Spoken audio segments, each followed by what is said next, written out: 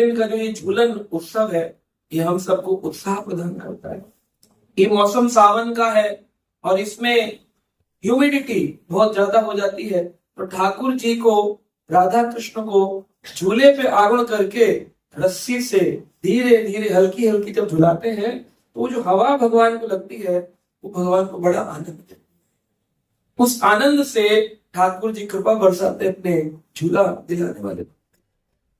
वृंदावन धाम में हरियाली तीज से ही झूलन यात्रा प्रारंभ होती है और जन्माष्टमी तक चलती है। परंतु इस्कॉन में एकादशी से लेकर पूर्णमासी तक 5 दिवसीय झूलन यात्रा कार्यक्रम होता है। गोविंद लीलामृत के अनुसार ये बहुत बड़ा उत्सव है, बहुत ही बड़ा उत्सव है। इसके अंदर इतना विशेष रस भरा है कि अगर वर्णन करने बैठे तो साप्ताहिक भागवत कथा हो जाएगी, इतना सारा इसके अंदर एक झूलन उत्सव के ऊपर। लेकिन आप गूगल में जाएंगे तो आपको कुछ नहीं मिलेगा, तो इसीलिए शास्त्रों का अनुमोदन भी करना है, तब हमें पता चलता है कि एक एक उत्सव को श्रीमती राधा रानी गोपियां कैसे उन्नत भाव से उसका अनुभव करती हैं और बनाते हैं। जितनी गोपियां थी वृंदावन में, कितनी थी? पद्म पुराण कहते हैं 100,000,000 गोपिका अपारः, 100 करोड़ गोपियां वृंदावन में, जो अलग अलग ऋषि मुनि, वेद, जो पुराण आदि की ऋचाएं थी, शास्त्र थे, श्रुति स्मृति थे, वो स्त्री रूप धारण करके अप्सराओं की कन्याएं और गोलोक से आने वाली गोलोक वासिनी और दंडक वन से आने वाले ऋषि मुनि सब मिलकर के गोपी बने। कितने बने? 100 करोड़। सभी गोपियों ने अपने अपने झूले लगाए। ऐसा नहीं था कि सभी एक मिलकर के एक झूला लगाए। जैसे सावन का महीना आता है, कदम्ब के वृक्षों के ऊपर समस्त गोपियां अपने अपने एक एक वृक्ष के नीचे एक एक झूला। क्या पता ठाकुर जी मेरे वाले झूले में आकर क्या, ये नित्य लीला है ना भगवान। तो गोपी वे इंतजार करती हैं श्री कृष्ण की अहेतुक कृपा मुझ पर कब बताएगी। कहते हैं नंदगांव के प्रेमी भक्तों के बीच कैसे रहे भगवान, क्योंकि भगवान का नाम है घनश्याम। जब भगवान का जन्म हुआ तो बारिश हुई, तो बादल बड़े खुश हुए कि हम अभी तक क्या थे? घन। बादलों को कहते हैं घन। घनन घनन घन घन आई वर्षा, तो घन यानी होता है बादल। और जब श्याम सुंदर जन्म लेंगे और जब इनका नाम हमारे नाम से जुड़ जाएगा, क्योंकि इनका वर्ण हमारे वर्ण जैसा है, तो नवीन बादल जैसा वर्ण, काले बादल जैसा वर्ण, नवीन श्याम सुंदर वर्ण उनका, तो अब कृष्ण कहलाएंगे घन श्याम। तो इस बाग में जितने बादल थे उन्होंने धुंद भी बजाना प्रारंभ कर दिया, जोर जोर से दर दर दर दर दर दर दर धुंद भी बजाई। तो बादल जब अपने कोई पीटेगा तो क्या होगा? फट जाएगा। तो फट के वो कृष्ण जन्म पर बारिश हो। तो ये जो सावन के महीने में बारिश है, ये घनश्याम, घन से अपने नाम को जोड़ने की प्रसन्नता में सभी बादल ठाकुर जी के ऊपर अपनी ये बूंद की जल वृष्टि कर रहे हैं। धीरे धीरे श्रीमती राधा रानी कहती हैं सावन का महीना आ गया है और कृष्ण इस थली में पहुंच जाएंगे और मैं अपने विवाहित जीवन के अंदर जटिला, जो बड़ी जटिल है, और कुटिला, उनके जो कुटिल है नंद और सास, ये मुझे निकलने नहीं देंगे। तो मुझे रात्रि के अंधेरे में श्याम सुंदर से मिलने झूलन यात्रा में जाना। तो राधा रानी एक साधक का भाव दिखा रही है। एक साधक को कृष्ण से मिलने की कितनी उत्कट अभिलाषा होनी चाहिए। तो श्रीमती राधा रानी नोकीले पत्थर लेकर के आती हैं, अपनी सखियों से कांटे के झाड़ मंगाती हैं और अपने ही कक्ष के अंदर जावट ग्राम में, अभी उनका जो ससुराल है उसका नाम है जावट, जावट में एक सुंदर सा घेरा बनाती है जिसे राधा तीर्थ कहा गया। और उसमें श्रीमती राधा रानी नोकीले पत्थर और कांटों के मध्य गगरी भर के, यानी जल भर के मटकों में पानी फेंकते, क्योंकि जब झूलन यात्रा आएगी तो कीचड़ होगी, पूरे वृंदावन में जल गिरेगा। अभी आई नहीं है सावन, 6 महीने पहले ही श्रीमती राधा रानी झूलन उत्सव की तैयारी कर और पानी गिरा करके रात का अंधेरा होने पर उस राधा तीर्थ पर चलने का प्रयास करती हूँ कि मुझे पतले रास्ते से होकर गुजरना होगा रात के समय, तो कांटे होंगे, छोटे छोटे नोकीले पत्थर होंगे। कीचड़ होगी तो कैसे चलूंगी, इसकी प्रैक्टिस, ताकि श्री कृष्ण तक पहुंचने पर एक भी दाग मुझ पर न लगे। ये भक्त को सोचना चाहिए, जिस दिन हम कृष्ण से मिले एक भी चीटिंग का, छल का, इस संसार का दाग हमारे चित्त पर न हो। निर्मल काया निर्मल चित्त के साथ ठाकुर जी की झूलन यात्रा में हम विलीन हो जाए, मिल जाए उनसे, उनकी सेवा ही। श्रीमती राधा रानी कृष्ण का चिंतन करती हैं, कहते श्याम सुंदर तो क्योंकि श्याम वर्ण है और घने बादल, रात्रि में बिजली कड़क रही है, घने घने बादल थे सावन के, तो श्याम सुंदर को तो किसी ने देखा नहीं कि वो झूलन उत्सव के लिए जा रहे, क्योंकि वो काले काले बादल में छुप गए और रात्रि का काल। अंधेरे में चुपचाप गुप्त रूप से श्री कृष्ण झूलन के लिए चले। तो एक हमारे आचार्य हुए गोविंद दास अभिलाषी भजन गाते हैं, गोविंद दास जी इसका वर्णन कर रहे हैं। कहते श्रीमती राधा रानी अब कैसे, वो तो गौर वर्ण है, तप्त कांचन गौरांगी श्रीमती राधा, तो श्रीमती राधा रानी तो तब तक वो सोने की जैसी है। सोना जो होता है वो फिर भी रात में रोशनी ना दे, लेकिन जो तपता हुआ सोना होता है, कभी जाइए किसी सोनार के पास, 1000 डिग्री सेल्सियस पे तपता है सोना, तब वो पिघल करके तप्त कांचन, कांचन यानी सोना, तपे हुए सोने का जो लाइट होती है ना, बहुत तेज प्रकाश निकलता है 1000 डिग्री सेल्सियस पे, वो शरीर की कांति है। कोई पेंटर उनकी कॉपी नहीं कर सकता, क्योंकि वो कलर ही नहीं मिलेगा। 1000 डिग्री सेल्सियस का कलर कहां से लाओ? गौरवर्ण या तो व्हाइट कर दो या तो पीला कर दो, पीला सफेद मिलेगा, तप्त कांचन कलर बना भी सकते हो। तप्त कांचन गौरांगी राधे वृंदावन की ईश्वर।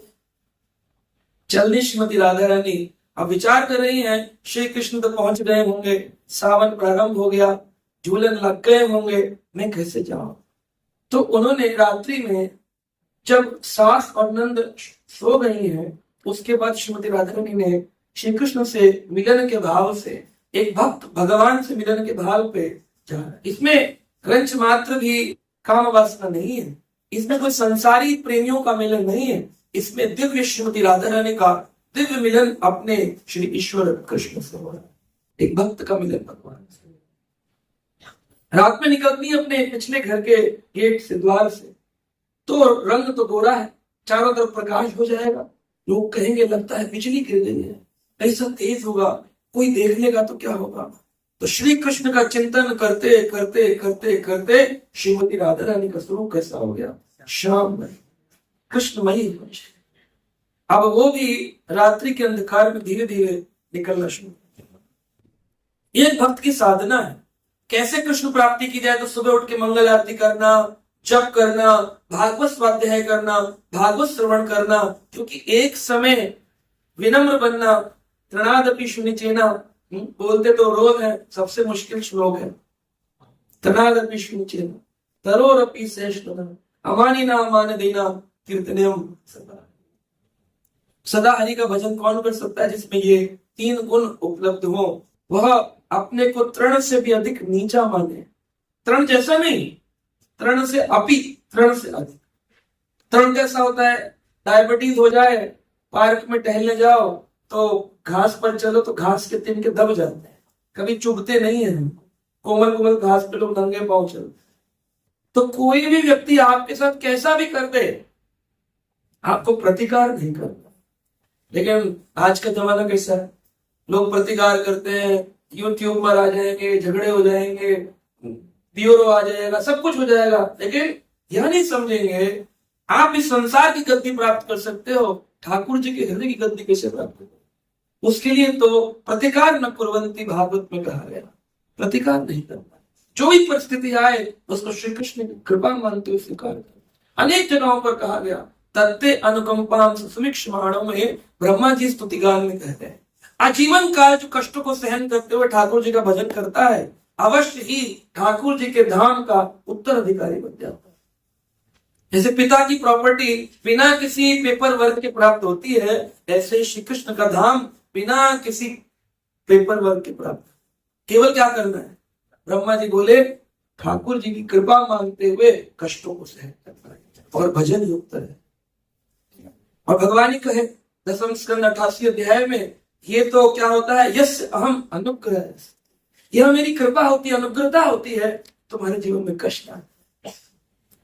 सुदामा विप्र की कथा सुने, परीक्षित को देखें कि जब श्राप मिला श्रृंगी का, तो परीक्षित उस श्राप को श्रवण करके चाहते तो भस्म कर सकते थे श्रृंगी को, क्योंकि वह तो वैष्णव, जिन्होंने मां की गर्भ में ही ठाकुर जी का दर्शन किया। प्रहलाद और ध्रुव से भी बढ़कर के भक्त थे परीक्षित, लेकिन उन्होंने प्रतिकार नहीं किया, तो उससे क्या हुआ, सुखदेव गोस्वामी जैसे उन्नत गुरु उनको प्राप्त हुए और उनके मुखारविंद से शुद्ध विशुद्ध श्रीमद् भागवत कथा श्रवण करने का मौका मिला, क्योंकि उन्होंने प्रतिकार नहीं। जो प्रतिकार करते तो फिर उनको मिलते क्या, सुखदेव गुरु मिलते, क्या उनको भागवत मिलती, कभी प्राप्त। तो इस भाव से अगर हम जीवन जी लें अपना, तो फिर हम ठाकुर जी के एक रसिक रमण करने वाले, आनंद लेने वाले, श्रील प्रभुपाद जी की इच्छा अनुसार मैनी फैमिलीज पर हैप्पी फैमिली। हम क्या जोड़ तो देते हैं मैनी फैमिलीज, पर होती है सैड फैमिलीज, दुखी होती है, उनमें आनंद नहीं होता है। और जब तो कर रहे होते हैं इसलिए कि पाप से मुक्त हो जाए, लेकिन क्या कृष्ण आनंद प्राप्ति के लिए करो, कहीं भी नहीं। इसलिए हम कुछ ऐसा करें, भजन, इस प्रकार का श्रवण, इस प्रकार का साधु संग, इस प्रकार का आचार्य वाणी को पकड़े कि इस जीवन काल में आनंदित होकर के भजन करो। Chant Hare Krishna and we don't be sad, उदास। हरे कृष्णा कृष्णा कृष्णा हरे हरे, हरे राम ये भक्त की साधना की है कि उन्होंने कृष्ण के लिए, राधा रानी ने दिखाया अपने जीवन पे कैसे प्रिपरेशन करना चाहिए कृष्ण से। बारिश है, राधा रानी सोचती है सांप भी निकले, तो एक सपेरे को बुलाती और सपेरे से कहती है मुझे सांप को नियंत्रित करने का मंत्र सिखा, और उसके उपलक्ष्य में मेरे हाथ का एक कंगन स्वीकार कर लो, इस कंगन के उपलक्ष्य में, इसके बदले में आप मुझे मंत्र सिखा। तो धन देकर के क्या सीखा, मंत्र सीखा। किस लिए, सांप को नियंत्रित करूं कि रास्ते में अगर सांप डस ले तो फिर मैं कृष्ण से मिल नहीं पाऊंगी, इसलिए मैं मंत्र बोल दूंगी तो सांप का जहर उतर जाएगा। तो इसलिए सपेरे को बुला करके मंत्र सीख। सपेरा कौन है हमारे जीवन में, आचार्य कहते हैं ये सपेरे गुरुजन और वैष्णव से, जिनको अपना धन लेकर के हमें उनसे क्या सीखना चाहिए, कृष्ण प्राप्ति का मंत्र सीखना चाहिए। इस इंद्रिय वासनाओं के दमन का मंत्र सीखना चाहिए कि कैसे प्रभु जी हमें सिखाइए, हे महाराज जी, हे गुरु जी हमको सिखाइए कि कैसे जो मेरी इंद्रिय वासनाएं हैं ये सारी शमित हो जाए, दमित हो जाए, बंद हो जाए, नियंत्रित रह जाए और मैं श्री कृष्ण से मिल सकूं। ये बात। अच्छा, ज्यादा सांप कब निकलते हैं, बोले ज्यादा सांप तब निकलते हैं जब उनके बिलों में पानी जाता, सावन के महीने में ज्यादा पानी जाएगा तो ज्यादा सांप निकले। तो आचार्यों ने वर्णन किया कि इस हरि कथा का रसपान इतना करो इन कर्ण पुटों से कि अंदर बैठे वासनाओं के सांप जो है ये हरि कथा के रस को जाने से, जल वृष्टि हो जाने से स्वतः ही निकल करके वासनाओं के सांप बाहर। इतनी हरि कथा सुन, भर भर की हरि कथा सुननी चाहिए, 1 घंटे नहीं, 2 घंटे, 4 घंटे, 5, या तो स्वाध्याय कर। ऐसा भाव हम सब भक्त गुरुजनों की कृपा से प्राप्त करें। राधा रानी सब कुछ सीख करके, सम्मोहित करने वाले मंत्र आदि सीख करके अब वह काल आ गया है। अब गौरांगी जो है वो चमक रही है और श्री कृष्ण से मिलना चाहती है, तो उनका रूप तो श्याममयी हो गया, लेकिन उनके वस्त्रों की चमक बहुत है, क्योंकि अलंकृत वस्त्र आभूषण पहनती है, उसपे सितारे लगे हैं, चमकीले अलंकार है, आभूषण है। अब वो तो चमकेंगे रात में, तो क्या करें, तो श्रीमती राधा रानी काले वस्त्रों को धारण करती हैं ताकि रात्रि में मेरा रूप भी काला और मेरा शरीर के ऊपर वस्त्र भी काला। अब अलंकार गहने हैं, उनको कैसे उतारा जाए, तो कहते हैं कि जब भी श्रीमती राधा रानी श्री कृष्ण से मिलन के लिए राधा कुंड जाती हैं, तो उस राधा कुंड के किनारे अभी तो कुछ कम ही वृक्ष बचे हैं, रोड बहुत, मकान बहुत हो गए, परंतु पहले कदम वृक्ष बहुत थे। तो श्री कृष्ण राधा रानी के, जैसे कहते मध्याह्न काल में 12 बजे के लगभग राधा कृष्ण का मिलन होता है राधा कुंड, प्रतिदिन आचमन होता है। तो उस समय जब कृष्ण इंतजार करते राधा रानी आएंगी, तो अपने हाथ से झाड़ू लगाते हैं। श्री कृष्ण कहते हैं कि राधा रानी के चरण कमल इतने कोमल हैं कि रंच मात्र एक कण भी उनके कमल चरणों में चुभना नहीं चाहिए। ये कृष्ण की अपने भक्त के प्रति प्रेम। तो ठाकुर जी आपके लिए जीवन इतना सरल बनाते हैं, कोमल रास्ता ग्रंथ के रूप में, मंदिरों के रूप में, भक्तों के रूप में एकदम झाड़ करके एक कण आपको न छूटे। अब आप रास्ते से भटकेंगे तो फिर चुभे। रास्ते पे चले जो कृष्ण ने दिया है, गुरु ने दिया है, महाजन ये गधा से पंथा कर ले अगर, तो वह कृष्ण के द्वारा दिया गया मार्ग, और उस पर पुष्प बिछाते हैं कि राधा रानी आए। तो राधा रानी आती है। एक दिन कृष्ण ने राधा से कहा, हे राधिके, आप इतने सारे अलंकार पहनकर चलती हैं, आपके कंधे झुक जाते हैं, पूरे शरीर पर निशान पड़ जाते हैं, क्या मैं आपको कुछ अलंकार प्रदान कर सकता हूं? तो राधा रानी बोली, कृष्ण आपका दिया हुआ सब कुछ मंजूर है। तो श्री कृष्ण ने राधा रानी के लिए एक रेशमी डोरी निकाली और एक कमल पुष्प जो कुंड में निकला था, उस पुष्प में पिरो करके एक सुंदर खाली एक रेशमी धागा और एक कमल, बोले इससे ज्यादा राधा रानी का गला इतना जो ग्रीवा है इतनी कोमल है, कुछ और धारण नहीं कर पाए। तो उन्होंने उनके गले में एक कमल पहना। लेकिन कमल पहनाने के उपरांत देखे ध्यान से कि उसके भी निशान राधा रानी के कंधे पर, गले पर। वो बोले कि राधिके, आपके तो शरीर पर इस धागे का भी एक निशान आ जाता है, तो आप कैसे इतना सोना पहन करके मुझसे मिलने के लिए आती हैं? तो श्रीमती राधा रानी कहती हैं, श्री कृष्ण आपको मिलना हमें ऐसा लगता है आपकी सेवा है, ये आपको आनंद देता है, हमें आपकी सेवा का मौका मिलता है, तो इस कारण से आपके प्रेम के वशीभूत होकर के मैं सोना क्या लोहा भी पहन करके आपके पास आ सकता। तो एक भक्त को कितना भार उठाना चाहिए। जन्माष्टमी आने वाली, हम कितना ठाकुर जी के उत्सव मनाने के लिए उत्साहित है। डोनेशन मांगने की सेवा ऐसा लगता है जैसे पता नहीं क्या दूसरे का कैसे मांग के लाया, दूसरे का थोड़ी है, वो ठाकुर जी का वो लेकर के बैठे, उससे ही लाना है ठाकुर जी के लिए। बोले भाई दो भगवान का वापस, तो आप उसमें इतने चिंतित हो जाते क्योंकि वो उत्साह नहीं, वो लग नहीं रहा कि मैं ठीक कृष्ण की सेवा करने के लिए कर। राधा रानी कहती मैं कुछ भी भार उठा सकता। तो वो जो कमल दी थी कृष्ण ने, वो कमल आज रेशमी धागा पहनकर जा रही है, क्योंकि अलंकारों की रोशनी ना हो जाए राज। अब राधा रानी चलती है श्री कृष्ण से मिलने के लिए, गुप्त रूप से मिलने जा रही है। इस भाव को अभिसार अभिसार कहा है, इस मिलन को अभिसार कहते हैं। और राधा रानी अभिसार नायिका है। गोविंद दास जी कहते हैं अभिसार नायिका है और कृष्ण अभिसार नायक। अभिसार शब्द का अर्थ कह सकते हैं कि जो अपने प्रियतम से स्वयं मिलने जाए उसे अभिसार कहते हैं।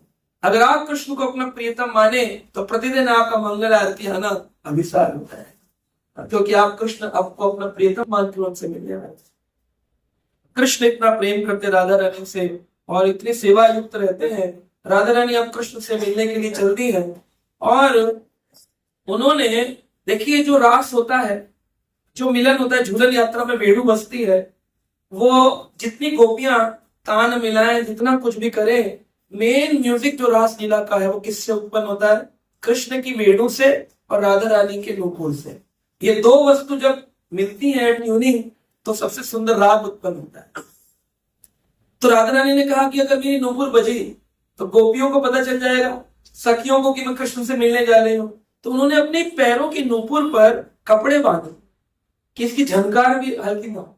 वस्त्र बदले, रूप बदला, कंठहार बदला, नूपुर बदली, और नुकीले पत्थरों पर चलने की प्रैक्टिस हो चुकी है। तो अब गेट से धीरे धीरे निकलना, सर्पों को वशीकृत करने का मंत्र जान गई है। जब चलती है तो एक देखती है एक बड़ा सा सर्प जिसके मुख के अंदर मणि है, वह खोल करके राधा रानी के ऊपर आक्रमण करता है। कौन जा रहा है रास्ते में, तो उसके मुख से जो मणि की प्रकाश निकलता है, राधा रानी कहती लो इतना सब किया, फंस गए। इसके प्रकाश से पता चल जाएगा कि मैं जा रही हूँ श्री कृष्ण से मिलने के लिए। तो राधा रानी अपने हाथ से अंधेरे में उसके मुंह को दबा लेती है और मुंह पकड़ करके जब पास लाती है देखती है, अरे तो सर्प है। मैंने सोचा था कि कोई दिया है या कोई बत्ती है, क्या है ये, रोशनी कहां से है? वो सर्प है। फिर सर्प का वशीकृत मंत्र बोल के उसको किनारे फेंक देता। वहां सर्व बड़ा आनंदित हो रहा है कि आज मुझे श्री राधिका का स्पर्श प्राप्त हुआ है। राधा रानी चलती रहती है और उधर तेज घनश्याम को आनंद देने के लिए हल्की हल्की बारिश प्रारंभ हुई। रात्रि का काल है, समस्त गोपियां इंतजार कर रही हैं मल्हार राग गा करके कि अभी राधा कृष्ण का मिलन होगा, क्या होगा, कैसे होगा। लेकिन यहाँ पर श्री कृष्ण ने अकेले ही राधा रानी को बुलाया। बरसाना और नंदगांव के बीच में एक गांव, उसका नाम है सांकेतिक ग्राम। सांकेतिक रूप में इशारे करके राधा रानी को कृष्ण कैसे अपनी ओर आकर्षित करते हैं और फिर राधा रानी उनसे मिलने के लिए जाती है। तो ठाकुर जी हमको भी सांकेतिक रूप में अपनी ओर आकर्षित करते हैं कि हम जाएं उनकी ओर, लेकिन हम उनके संकेतों को समझते नहीं। हम भौतिक संसार में इतने लिप्त हैं, इतना जहर चढ़ा है कि हमें उनके संकेत समझ नहीं। कभी कोई आपसे डायरेक्टली नहीं कहेगा छोड़ दो संसार, बन जाओ ऐसे। सांकेतिक रूप में आचार्य वाणी को, गुरु वाणी को समझना होगा और उस मार्ग पर अनुगमन करना। सांकेतिक रूप में जैसे प्रभुपाद जी बैठे थे और भक्ति सिद्धांत महाराज बोले कि आप सब लोग पढ़े लिखे हैं, जाकर के प्रचार क्यों नहीं करते। तो उन्होंने कहा क्या मैं, हाँ आप भी पढ़े हुए लगते हैं, आपको प्रचार करना चाहिए। तो इतने सारे लोगों में एक ही व्यक्ति ने उस वाणी को स्पर्श किया और बार बार जब मिले गुरु जी से तो उसी वाणी पर चर्चा करो। तो सांकेतिक रूप में गुरु वाणी को समझना, इसके लिए भी एक योग्यता चाहिए, योग्यता चाहिए। और ये भजन से योग्यता दीक्षा से, गुरु कृपा से, वैष्णव संघ से प्राप्त होती है। समझने के लिए कहा क्या, मेरे लिए कहा, डायरेक्टली तो कोई कुछ नहीं, गुरु जी की वाणी में इनडायरेक्टली होता। तो बारिश हो रही थी, राधा रानी श्री कृष्ण से मिलने पहुंचे। राधा रानी कहती हैं मैं तुमको ढूंढने आई हूँ श्री कृष्ण, आप बड़ी कष्टों से मैं यहाँ पहुंचू। कृष्ण बड़े प्रसन्न हुए, राधा रानी आ गई। लेकिन क्या देखती है, वहां पर पहले से ही सखियां, अष्ट मंदिरियां विराजमान है श्री कृष्ण की सेवा। तो देख करके राधा रानी बड़ी अपने आप को क्या कहते हैं, गिल्टी, हाँ, पकड़ी गई जैसे ऐसा भाव आता है उनमें। तो हंस करके कहती है अरे अरे अरे अरे, मैं तो तुम ही लोगों को खोज रही थी झूलन उत्सव के लिए, लेकिन न जाने कहां से ये कुंवर कन्हैया बीच में आ गए। कुंवर कन्हैया बीच में आए हैं, मैंने प्रयास नहीं किया इनसे मिलने में, तो तुमको खोज रही थी। तो सारी सखियां ताली बजाकर हंसती है, हमें पता है तुम किसको खोज रहे हो। राधा रानी मुस्कुराती है और राधा रानी के मुस्कुराते दंत कांति को देख करके श्री कृष्ण मुस्कुराते, और श्री कृष्ण को मुस्कुराते हुए देख करके यहाँ पर राधा कृष्ण की इस प्रसन्नता में सभी सखियां जोर जोर से हंसने लगती हैं, हास्य उत्पन्न हो जाता है। तो कृष्ण कहते हैं चलो भी देर हो रही है, इस झूलन यात्रा को प्रारंभ करो। राधा रानी के लिए जो झूला लगाया गया था, श्री कृष्ण ने जिस कदम डाल पे उस पर राधा रानी को आरूढ़ किया जाता है। सुंदर अलंकार पहनाए जाते हैं, पुष्प मालाएं पहनाई जाती हैं, पुष्पों से सजा हुआ झूला। श्री कृष्ण उसको धीरे धीरे धक्का देना पड़ता है। राधा रानी को आनंद होता है, तभी श्री कृष्ण मन में एक चाल और वो जोर से एक धक्का राधा रानी को देते हैं। राधा कुंड के किनारे एक वृक्ष है, कहते हैं वह झूलन वृक्ष है, उस पर कृष्ण ने झूला दिया था। इतना जोर का झूला था कि वो पूरा पूरा पूरा गोल होने लगा। अब कोई साधारण झूला होता तो रस्सियां चिपक जाती, लेकिन वहां क्या हुआ, वो पेड़ ही रोल होने लगा। तो वो पेड़ अगर आप देखेंगे तो गोल ऐसे ऐसे करके टहनियां निकल रही। क्यों, झूला पड़ा था और कृष्ण ने जोर का धक्का दिया, तो जब वो झूला ऐसे सर्कल में घूमने लगा जाइंट व्हील की तरह, तो झूला घूमे तो रस्सी बंध जाए, तो वो पेड़ ही अपने आप को घुमा देगा। और ठाकुर जी और राधा रानी लेकिन भयभीत हो गई, बड़ी भयभीत हो गई। राधा रानी ने कहा मुझे भय उत्पन्न हो रहा है, कृष्ण आप इतने जोर का झूला दे रहे हैं। तो अष्टसखियां कहती है ये ठीक नहीं।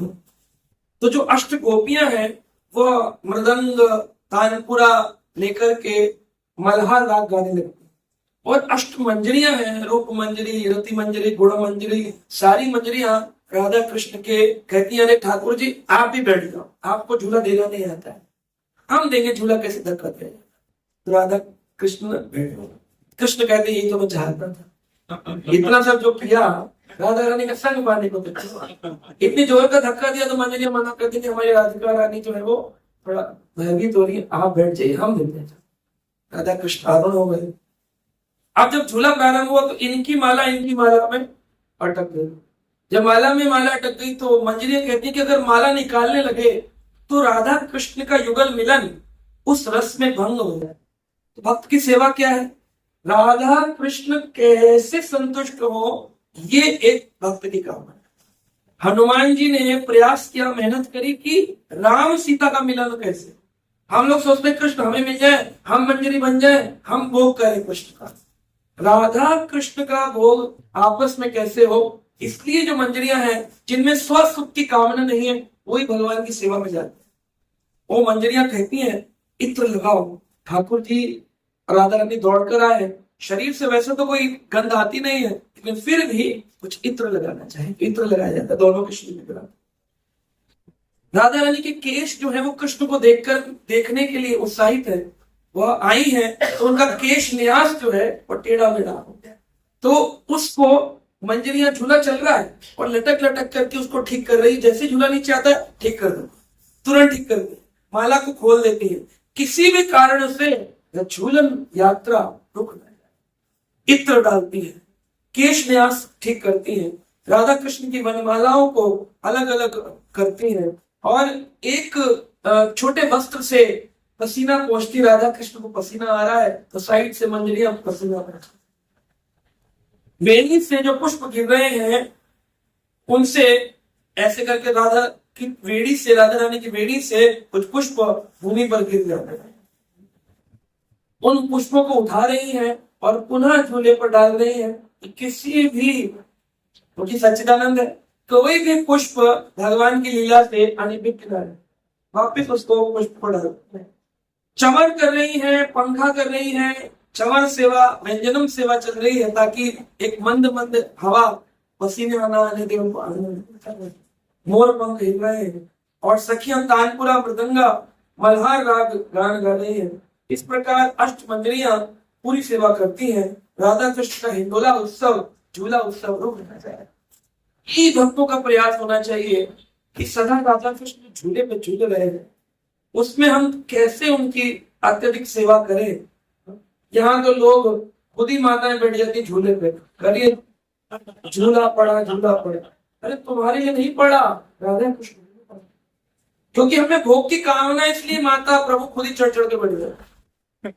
आप जाइए किसी जगह पे, झूलों में लोग फोटो खिंचाते हैं, आपके लिए नहीं है वो झूला, राधा कृष्ण के लिए।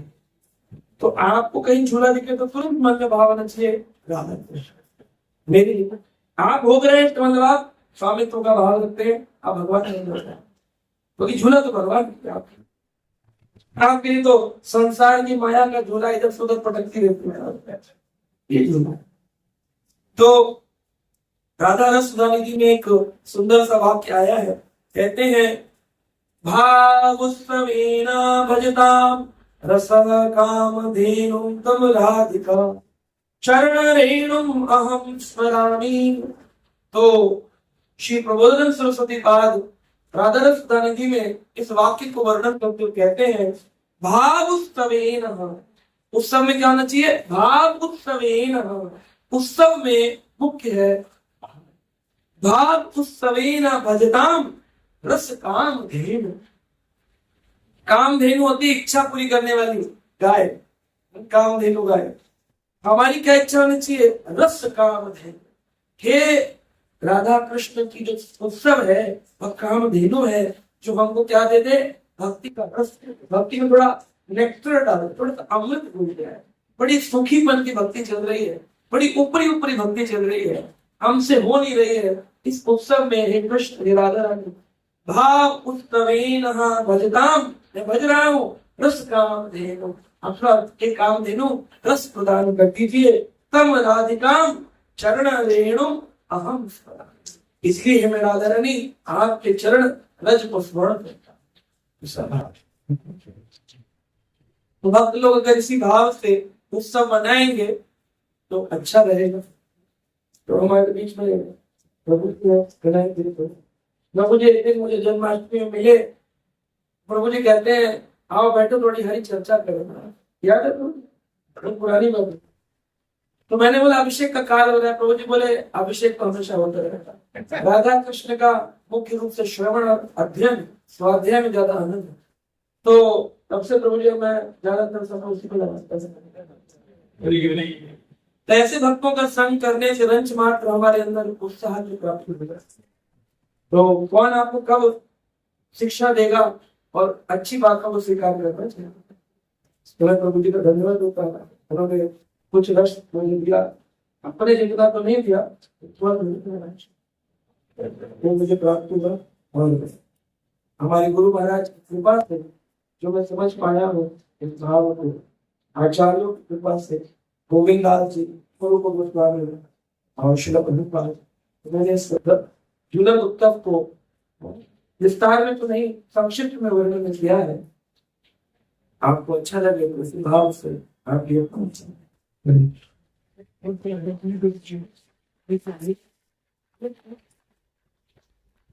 क्या आप भी अपने जीवन में भक्ति और शांति का संचार करना चाहते हैं तो देर किस बात की, जुड़िए हमारे YouTube चैनल कृष्णा टीवी से, जहां आपको मिलेंगे भक्तिमय वीडियोस, प्रेरणादायक भागवत कथाएं और अनमोल आध्यात्मिक ज्ञान। तो अभी सब्सक्राइब करें और हमें फॉलो करें एवं अपने प्रियजनों के साथ ये दिव्य यात्रा साझा करें और आध्यात्मिकता की ओर कदम बढ़ाएं। हरे कृष्णा।